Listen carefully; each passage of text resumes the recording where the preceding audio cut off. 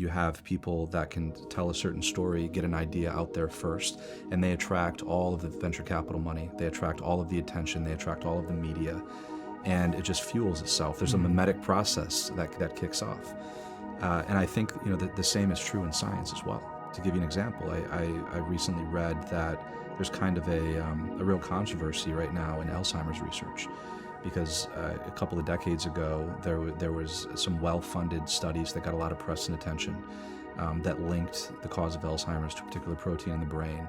And right, it sort of directs what I call hot capital, right, to this one idea, and they can overlook all of the other things that are going on, all of the other research that's happening. And for years, sometimes even for decades, right, all the attention is focused on this one thing, which can cause funders and researchers to miss other things, right? Because we're so focused on this one thing. I'm Brandon Vaidyanathan, and this is Beauty at Work, a podcast about how beauty works in our world and shapes the work that we do.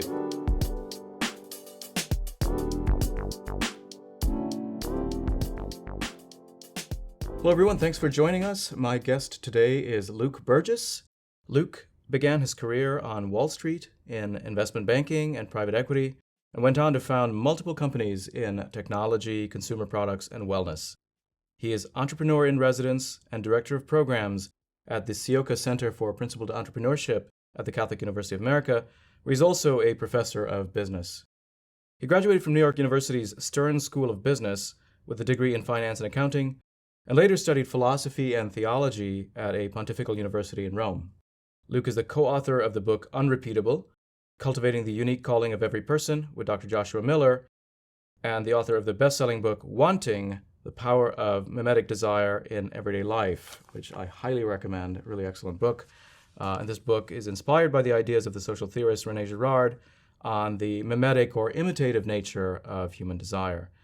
Luke, such a pleasure having you with us. Thank you for joining us. Brandon, good to be with you. Let's start talking about your background. You pursued finance, and then you became an entrepreneur, and then you studied philosophy and theology. What motivated you to pursue these paths? What was driving you? What desires were you pursuing, perhaps? I think I've had different motivations and desires at different stages of my life. And it's interesting how different influences on us can affect our desires and what we are attracted to at different times, right? So as a child, I grew up with a grandmother and a mother who were both artists. And one of my earliest childhood memories is walking into my grandmother's art studio in Traverse City, Michigan, and seeing all kinds of interesting artifacts and objects. She was a bronze sculptor, and I was just fascinated at the sheer wonder of what she did, and my mother as well. And as I sort of got older and went through school, I began to lose a sense of that wonder, and my decision-making was hyper-focused on what was going to be useful to me, right? Mm-hmm. So, stability, earning a good income, getting the best job right out of college. And I did that. I pursued that route, worked on Wall Street for a short period of time, and eventually moved to California and co-founded a series of companies. And all of those companies were, most of them were tech-related, where I was completely removed from interactions, like personal interactions with other people. Mm-hmm. One of my companies was an e-commerce website, so I was behind a computer for most of the day. My other company was a food distribution business where I was putting snacks in vending machines and distributing them around the country. And I realized at one point that I had sort of lost some of that excitement, that childlike wonder and excitement and ability to be affected by the world around me, right? I wasn't as curious as I was when I was a child. And that really bothered me, right? There was like a level of affectivity that was gone. And I couldn't put my finger on what it was. And eventually, through sort of a series of events that unfolded in my life, I was regrounded, and I sort of had to just get away and come back to the things that were most important to me. And I rekindled some of that childlike wonder that I had. And I realized that it was really important to me as an entrepreneur to, separate myself from the constant grind, to step back and try to integrate the things that are really important to me in my life, right? So that's around the time when I decided I do have this real thirst and hunger for for art, right? For beauty that I was sort of lacking in my life at that time.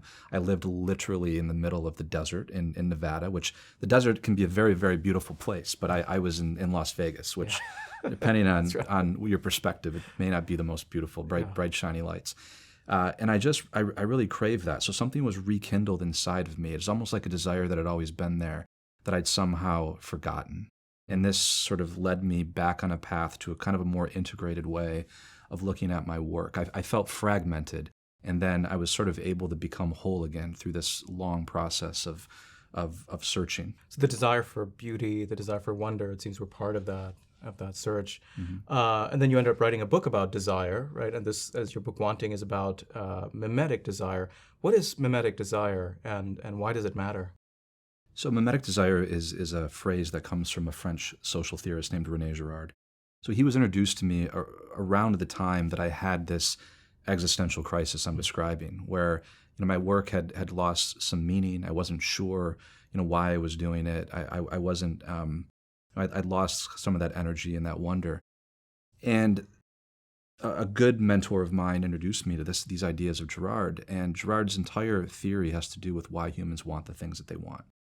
And he explored classical thinkers like Plato and Aristotle, who recognized that there's a strong role of imitation in human life. Human beings imitate. It's how we learn. It's how we learn languages. It's how we learn to be part of a certain culture. And imitation is this tremendously powerful force in human life. René Girard's kind of contribution to this perennial exploration of the role of imitation in human life is that humans' powers of imitation go deeper than external forms of imitation, right? Which he called imitating sort of the imitation of representation, right? Things that we can see, right, on the external surface. We even imitate the desires of other people, right? We read below the surface level and imitate what other people want. So we're social creatures. And mimetic desire, mimetic is just a word for imitation, right? It just comes from the Greek word meaning to imitate. The reason that Girard didn't call this kind of desire imitative desire is because he wanted to distinguish it from kind of the kind of imitation that we're happy to talk about and admit, right? Like we talk about imitating role models when we're children. This is very common. Mimetic desire, he said, it usually happens unconsciously, right? We're usually imitating other people who are models of desire for us in some way, who are mediating desires to us in an unconscious way, because as adults, we don't always like to admit that we're affected in this way by other people. We like to think of ourselves as very independent and autonomous. And the heart of Girard's theory is that our desire, by its very nature, is social. We imitate the desires of other people for better and for worse, right? This happens in tremendously positive ways when we're inspired by somebody else's, beautiful desire, right? Maybe they have some kind of quality. Maybe they're a tremendous father or mother, and those are great desires to imitate, right? But other times we can be drawn into to pay attention to bright, shiny objects, right, that other people model to us. Whether it's a certain kind of a lifestyle. And I realized that's what was affecting me my whole life. I sort of looked around me and found models to imitate without necessarily knowing that I was doing that, which somehow caused me to kind of lose myself in a way and forget that original sense of wonder, that original kind of openness to the beauty around me, as I began to be on this hypertrack focus of, career, financial stability, totems of prestige, right? Which in my world were, having certain kinds of watches and things like that, right? As beautiful as they may be. They sort of, it was kind of a search for status, right? And there was, and status always, I guess, seems like it might be beautiful before you have it, but then you realize that the search is kind of empty. Yeah, I mean, you're reminding me of the work of Will Storr. He's got this new book on status, and he argues that everything we do is a pursuit of status, and we can't escape it. And even if it's the pursuit of, say, spiritual status, wanting to develop some sort of interior perfection that's still a kind of status chasing in some sense. I don't know if you have any thoughts on whether we can escape the pursuit of status, and particularly can we escape mimetic desire? I think it depends on, we should probably kind of try to define status then, right? Is status a state of being, right? Is that kind of what we're seeking? In that sense, I think that no. In that sense, there is no escaping a search for status, right? We're constantly seeking a certain state of being. But status can be, we can seek more superficial forms of status and more grounded forms of status, right? And I think that's where the difference lies. And, I view status as kind of a qualitative spectrum. Right. Another, this is not equivalent to status, but, the word prestige is a very interesting one. Often we seek professional prestige. We seek, our colleagues, right, to esteem us or to think that our work is important. And prestige can be a slippery slope because it literally comes from the Latin word for illusion, right? There's a great movie that's named The Prestige about two rivalrous magicians. So prestige being a sort of relatively abstract concept, the desire for prestige itself can lead us to, realize how empty it was. Because when is enough, right? When will we ever have enough prestige? It seems to be the kind of thing that leads naturally to the desire for more of it. Yeah. And there's no it's not concretized in the kind of way that we would ever know that we have the kind that we're looking for. And I think there's some relation to status there. Yeah. I want to apply these ideas about mimetic desire, prestige, rivalry, and so on to the world of science and technology. And then there are different worlds, there are different industries, right? So the world of science, academic science, different from the tech industry. But one of the factors that seems to characterize both of them is competition and also rivalry, right? So in the world of science, one of the things that seems to matter a lot is getting credit for a discovery. And it's a really scarce reward. In fact, there's this priority rule where the person who reports a discovery first wins all the spoils, regardless of how many other people were involved actually in making that discovery possible. And some people say this has led to a lot of the secrecy and sort of hyper competition and so on that actually is bad for science, has led to the replication crisis and so forth. And the Nobel Prize is another kind of example of sort of a really scarce reward where only 3 scientific fields can win a Nobel Prize, and even in one of those fields, only 3 people could actually jointly hold that prize, regardless of whether there are 100 people on the team that made that discovery possible, right? So, so this is a question, I suppose, about, I'd love to hear your assessment of the world of science and this sort of competition. Is this really a source of unhealthy rivalry? Is this bad for science and for academia more generally, do you think? Yeah, the broader discussion of competition, I think, is an interesting one. I come from the business world, right? The startup world.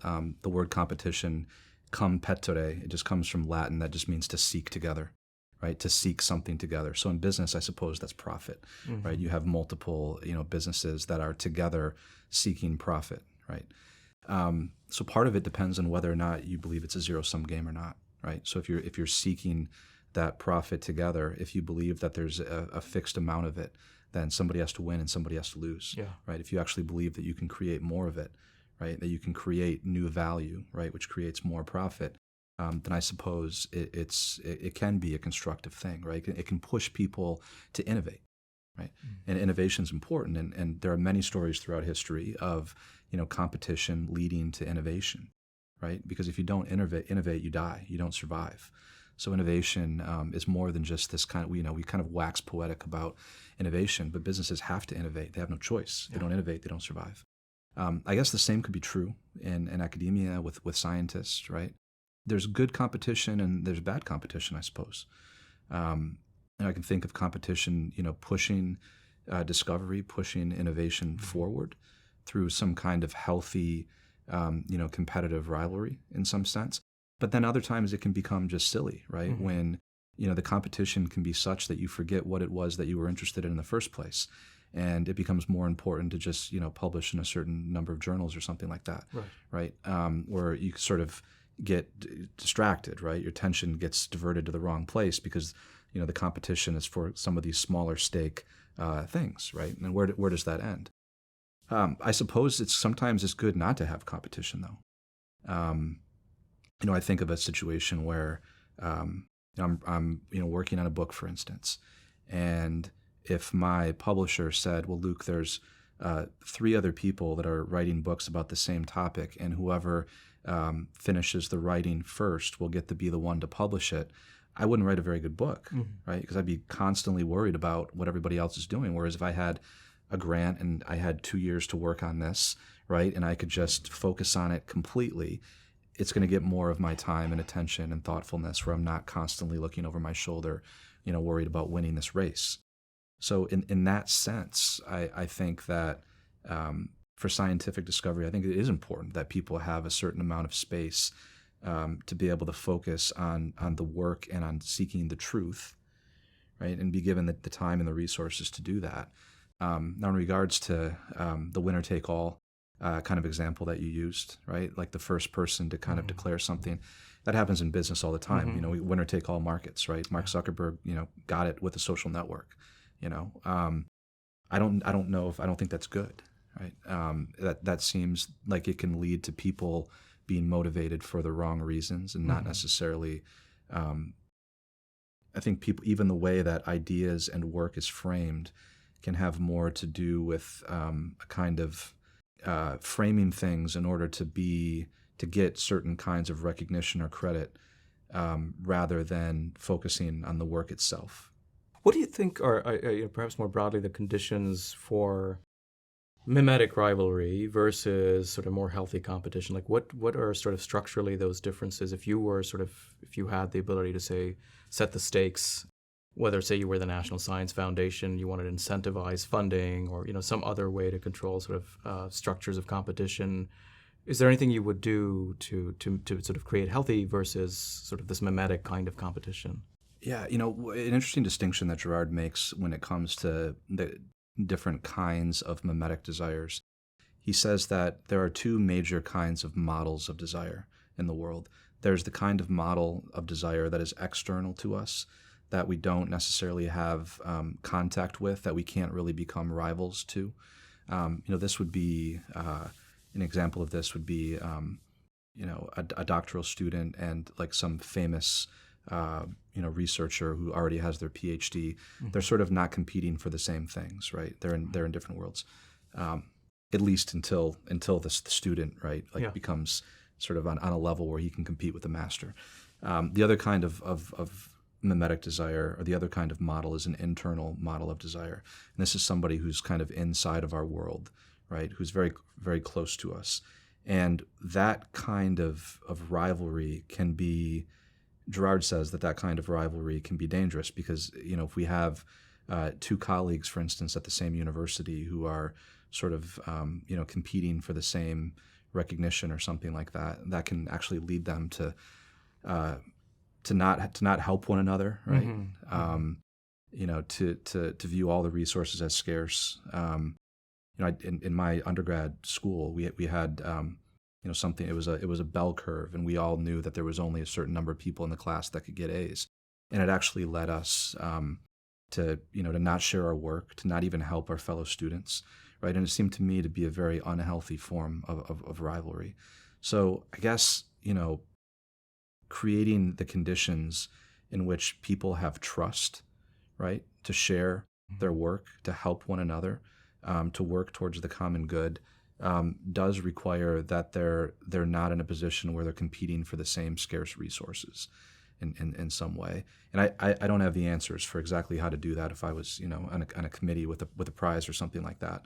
But I do think more thought needs to be given to this kind of feature of human nature, right? It's not enough to just sort of dangle recognition and money out there. I think creating structures and conditions that will foster cooperation and trust between the people that are competing actually is important, especially in that domain.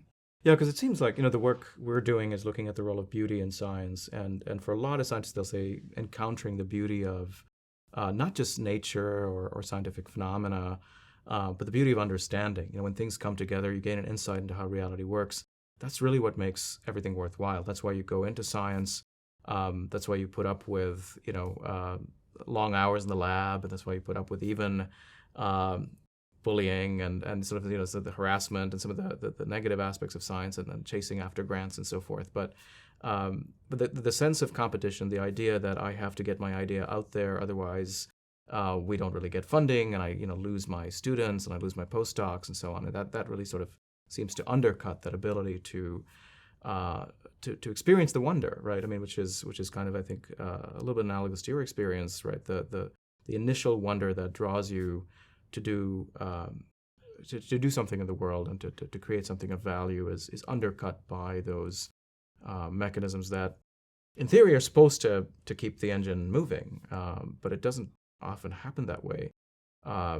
Is the world of technology similar? I mean, is Silicon Valley, I mean, that's a world that you're a bit more familiar with. I mean, how different is that from the world of academic science or academia?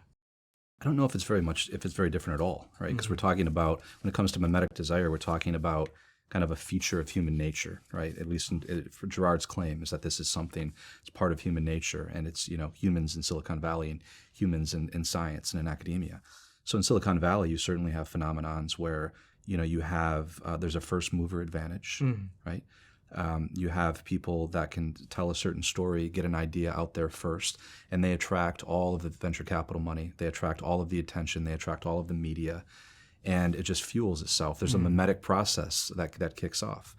And I think, the same is true in science as well. To give you an example, I recently read that there's kind of a real controversy right now in Alzheimer's research, because a couple of decades ago, there was some well-funded studies that got a lot of press and attention that linked the cause of Alzheimer's to a particular protein in the brain. And right, it sort of directs what I call hot capital, right, to this one idea, and they can overlook all of the other things that are going on, all of the other research that's happening. And for years, sometimes even for decades, right, all the attention is focused on this one thing, which can cause funders and researchers to miss other things, right, because we're so focused on this one thing. So there is something to that. I mean, that seems to me to be dangerous, and or at least can cause us to miss opportunity, right?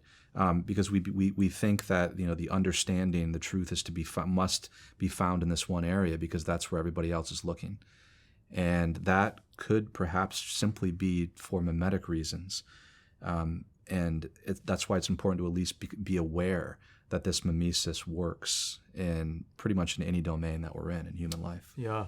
No, I think that sounds a little bit like one of the debates that's pretty live in physics, which is around the idea that beautiful mathematics for a long time has been seen as a guide to truth, and especially this past century, the first half of the century, a lot of predictions that were made just sort of betting on what physicists found to be beautiful turned out to be true. And then since the 60s, it sort of stopped working. And the argument is from the critics is something similar, that we're directing our attention to certain aesthetic criteria that worked for a while, that was really hot for a while, but now maybe it's outlived its utility. And so I'm curious about what is the link then between that kind of beauty, because really the folks who are pursuing this route of investigation are saying, look, the math is beautiful, it must be true. And they're led by a conviction about beauty. Perhaps in some ways, not too different from some of these venture capitalists who are pursuing some sort of aesthetic judgment. And I'm curious to know whether, like, the kind of beauty people find, how is beauty, I suppose, related to desire and to mimetic desire? Yeah, I think we imitate models that we find attractive in some way. That we wouldn't imitate a model subconsciously or consciously if we didn't in some way believe that they possess some quality of being that we would like, right? So we're somehow attracted to them in some way. Now, I think there's a difference between attraction and beauty, right? So when I look at my own vocational journey, and I described a little bit of it at the beginning of this conversation, I sometimes wonder, if we look back at our lives and why we were attracted to certain things or people that we were attracted to, and then we look at it 10, 15 years later, and that attraction might seem silly, like, oh, why did I think that was beautiful, or why was I so attracted to that? I think we can begin to diagnose some qualitative differences, right? And some of these things could be kind of a naive, adolescent kind of infatuation-like attraction, and other things could be rooted in something that's real, right? Like some objective beauty in something. I've wondered often whether the things that we find beautiful at different points in our life, if those are some kind of signpost to kind of where we're going to find our ultimate satisfaction and fulfillment in terms of a professional career, calling, or vocation. For instance, when I was a student, I had classmates that found solving math problems to be incredibly beautiful. One of my friends quite literally cried, who solved a math problem, and he went on to get an engineering degree, and finds it absolutely beautiful in a way that I do not. And does that say something different about kind of the different paths that we've taken in life, right? I find different things beautiful, right? So I think there's a link between kind of understanding ourselves and the various things and reasons why we might find some things more beautiful than others.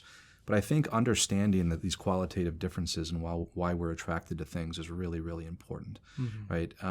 Is there kind of, in my book, I differentiate between what I call thin desires, which are desires or things that we're attracted to that kind of come and go, right? There's nothing enduring about them. There's no continuity. I might be attracted to this thing today, and then next week it doesn't matter to me anymore. As opposed to a thick desire, which seems to be rooted in something that has solidity, continuity, it's enduring. There seems to be something objectively real about that desire. And there's where I think there's some deep connection to beauty. Yeah, and it seems like beauty is one of these things that we can make a sort of second-order reflection on, right? We can ask ourselves, it's just one thing to say, I find this beautiful, but then should I? And we can sort of assess why it is that we find the things beautiful that we do, and whether we ought to pivot. And that's in some way one of the issues in this conversation around science is whether the science we find beautiful today is a reliable guide to truth. Should it be something that necessarily will always be reliable? And I want to ask, you've written this article, this essay for Wired, in which you talk about the difference between the logics of Athens and Jerusalem and Silicon Valley, right? So the relation between reason and faith and technology. Could you say a little bit about what your argument is in that piece and how science might fit into that relationship between reason and technology in particular? Yeah, so this conceptual framework that I call the three-city problem is just me trying to give language, and I'm a very visual thinker. So I was imagining that the world has somewhat clustered into these three cities where people are doing work largely unconnected from the other cities. So one of these cities is Athens, which is sort of shorthand for just the world of kind of pure reason, right? The other is the world of Jerusalem, which would be the religious world, right? The world of faith. The other would be the world of Silicon Valley, which is the world of technology, but more so utility, right? It's the world where utility is the primary value, and I've lived in all three of these cities at various times in my life, right? As part of my journey, and the feeling of fragmentation that I felt was me wanting to have all three of these cities sort of coexist in the world that I was in and inside of myself, right? Because I am a religious being, right? I do look up at the sky and wonder about things. I'm a rational creature most of the time, at least. And I do believe in creating things that are useful, right? I like to innovate, and Silicon Valley activates a very important part of me, right? This creative side that I have. But these things need not be separated. And I guess if I was to situate, I think beauty is part of all three of these cities. But it tends, in my experience, I tend to find the beauty most in Jerusalem, right? Like when I walk inside of a beautiful church or something like that.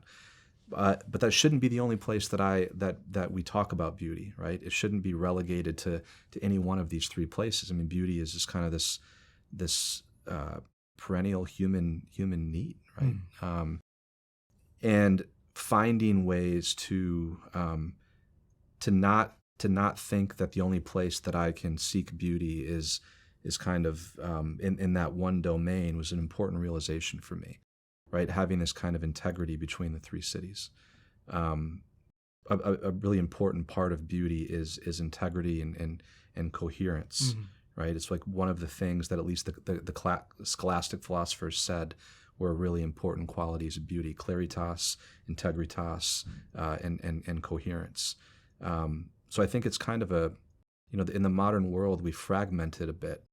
And, you have people in Silicon Valley that many of them are so sort of focused on creating useful things that they're not necessarily thinking about whether these things are beautiful.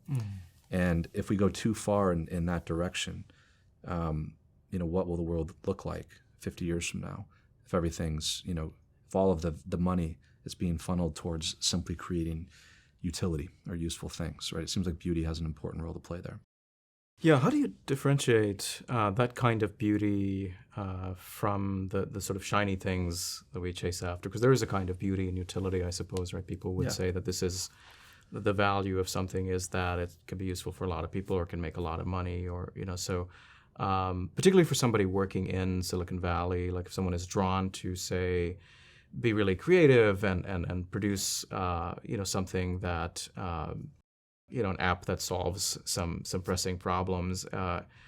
How would you advise them, I suppose, to keep their eyes on this sort of deeper form of beauty, and what would be the indicators of that? How would they assess whether perhaps they have drifted into sort of a more mimetic realm of chasing after a different kind of superficial form of beauty? Like what would be some of the red flags, indicators, signposts that they could pay attention to? Yeah, well, I mean, first off, I think that there is absolutely a relationship between utility and beauty. I mean, there is something, beautiful about, creating efficiencies and actually the more utility we have, the more, you could argue, the more time is freed up for us to gaze at things that we think are beautiful, right? And, waste time in a museum, right?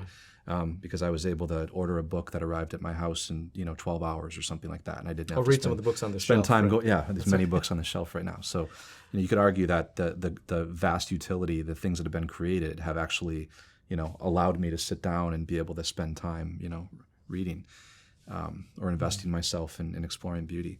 There are different kinds of beauty, and I think there's aesthetic beauty for sure. There's also moral beauty, right? And when I think back at some of the experiences in my life, the encounters that I've had that I would describe as the most beautiful, almost all of them involve encounters with other people, right? Witnessing some beautiful act, right? Of love, right? Like seeing a beautiful soul, seeing somebody work in a beautiful way and who's a master at their craft. I find it incredibly beautiful when somebody's invested in being able to do some simple thing with excellence, to provide for their family. All of these things, there's a certain quality of moral beauty about that. And that sort of transcends, my thinking is beautiful for merely aesthetic reasons. And there's something deeply human about this. And I think that, this deeply human side of beauty, we need that in technology, right? The minute that technology is divorced from the human person, the minute that business loses sight of the human person, which is at the center of all business, what are we doing this for, right? And science as well, I would imagine. And science as well, right? Then I think, that's an indicator when we're creating things that are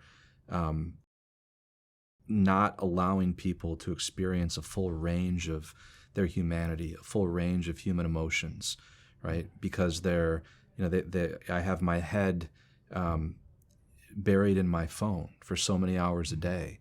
that I'm missing, the created reality around me. I'm missing nature. I'm missing the sunset that I'm driving right by in my Uber, and I'm busy texting somebody or scrolling Twitter or something like that. These are clear indications that, part of that is personal responsibility involved in this too, right? But as creators, as people that are thinking about, innovating, right, discovering truths, how do these truths ultimately relate to human life? What will they mean? And especially when we're creating new things, and scientists have a big role to play in this. What does it mean for humanity, right? As we're creating rockets that can go to Mars, we always have to go back to the question of why, and what will that do to kind of the human spirit, right, and our society in general. Yeah, there are some who try to push back and try to decenter us and sort of make this sort of Copernican move and say that part of the problem is the centering of humanity, and we need to decenter and look where this sort of really the speck on this tiny planet, which is a speck in the middle of this not even the middle of this sort of remote corner of this galaxy, etc. And there is a tendency, I suppose, in science today to sort of decenter the human, and is that and there's something attractive for scientists who sort of see this decentering as being more true to the nature of reality, that we really are not at the center of the universe, etc. And I wonder whether that sort of vision, is there something beautiful there? Is there something ugly there? How do you assess that? And in terms of the trying to make sense of what the purpose of science might be, or what value it has in this world, and what kind, the kind of pursuit that it is this sort of, so because there's that particular tendency to decenter, but then there's also the transhumanist tendency that wants to sort of overcome and go beyond our humanity. And so those are two directions it seems that science is moving in at the same time. I wonder what your thoughts might be, particularly in the world of technology, where people want to capitalize on these directions. Yeah, I would say I don't think we can't escape mimesis, right? René Girard is clear. We can't escape mimesis. We can just learn to operate as mimetic creatures in different ways. So we can't fully escape that. And I would argue that I don't think we can completely forget ourselves and do away with ourselves, right? Like no matter how hard we try, we are observing reality as from your chair and from my chair. Yeah. And we can never completely sort of, we're not neutral observers, right? We're observing it from a place in the world. So this, this makes me think of the word transcendence, right? And, there is I do believe the search for truth and beauty has to do with transcendence, right? Transcending ourselves in a healthy, positive way, right? I think of when I see something beautiful. I just did shortly before we got together. Actually, there was I had an encounter with a person on the street, and it drew me out of myself in a positive way. All I could think about was all the things I had to do today. I was getting ready to have our conversation, and this encounter, which I was beautiful in many ways, drew me out of myself in this wonderful way. And I think, encounters with beauty, encounters with truth are this, human desire to kind of continually go beyond. But that doesn't mean that transcendence does not mean completely, discarding ourselves, right? I mean, that would be, I think, not a healthy way of thinking about it, right? And I think that's the transhumanist movement, I think, sort of tends towards that. There's an element of continuity, I think, about our humanity that's good. We're part of this ecosystem. So I think that transcendence is what desire is ultimately about, right? It's the search for transcendence, and how beautiful of a thing is it that we are social creatures that have mimetic desire, because I can meet somebody, enter into their world in this wonderful way, share experiences with them, and we're united in this shared desire for some common good, for instance. That's something that's uniquely human, and I think is good and noble. And science does wonderful things to to unite us, right, and to show us what's possible.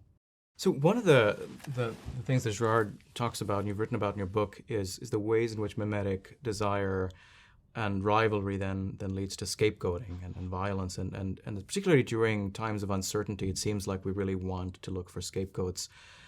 We're still emerging out of this pandemic, and it looks like uncertainty has been pretty rife, and some people argue that science has been sort of scapegoated in this process. And we're still, I think, divided in terms of whether we can trust vaccines or not, whether we can trust scientists or not. I'm curious to know your thoughts on what can bring us out of this sort of world of mimesis, and can beauty in any way, save the world, as Dostoevsky might suggest? Yeah. Well, this tendency of humans to imitate one another and blame is kind of at the heart of this idea of scapegoating, right? Which is a fundamental part of mimetic theory, that we often, quickly mimetically unite against somebody that can bear the blame for our problems or our uncertainties. And I think that's certainly we've seen a lot of that, especially over the last few years. And that happens in a kind of closed system, right, where people are turned inward on themselves, and there's the lack of any kind of transcendent good that could pull them out of that mechanism, right? So the scapegoat mechanism, in Girard's view, is inevitable in any kind of closed system where there's, what he calls a mimetic crisis, right? Mm-hmm. Where there's a lot of uncertainty, there's a lot of blame that sort of spreads by contagion within a community, any group, any culture. And the way that is eventually resolved is by finding the scapegoat. But that happens in a closed system, and he would call that the scapegoat creates a sense of false transcendence. He would say, right? It's a false transcendence that it actually produces a feeling of catharsis. We may even call it a false beauty or something like that, right? Like a beauty that like we've now pinpointed the problem, right? And we have understanding about what the problem is, right? But a false understanding, right? And if there is a genuine transcendent good, that it has the effect of pulling us outside of ourselves, right? And we're not necessarily turned inward. I think of for instance, the famous example of Christmas in World War I, right, where the soldiers in the trenches just had there was somehow this beautiful day, this idea, this thing that was bigger than them facing off, right? And they put down their arms, so I do think that beauty is extremely important, and it can act as that way to turn shoulder to shoulder and to look together at something that is truly like a real form of transcendence, and not the kind of false kind that we get from the scapegoat mechanism. Would you have any advice on how our listeners, our viewers, could cultivate attentiveness to that kind of beauty in their lives? Oh, wow. I think gaining some kind of distance from the noise is important. So for me, silence is beautiful. And one of the reasons that silence is beautiful is that it just helps me become so much more attentive to the world around me. I have to unplug. I try to do it once a year for 4 or 5 days, and I'm grateful, and I'm very lucky to be able to do that. But I think there are little ways throughout the day, right, to develop routines where we can sort of step back from the mimetic system dynamic that we're in, and sort of look around and refocus. And that's been the single most important sort of tool for me to use. I think as we for people that are in science, for scientists, I think it's really important to tell stories about the role that beauty has to play in your work, right, in their work, to avoid kind of my journey, which was pursuing things for utilitarian reasons, right? STEM majors are seeing soaring popularity right now. Oftentimes, I'll talk to students and ask why they want to go into engineering or something like that. And it's because, well, it's the easiest to get a job and, to earn money. I don't know if they've heard as many stories as they should about the sort of integral all of the other reasons, right? The stories of beauty, the stories of what it feels like to achieve that understanding, right? I think this would sort of round out the motivation. I think it's really important to talk more about the role of beauty in work and specifically in science. Luke, thanks so much for your time. It's been wonderful. Thank you for having me. Hey everyone, thanks for watching. If you liked that video, please hit that thumbs up button and share it with your friends. Also, please take a second to hit the subscribe button because it really helps us out. Thanks.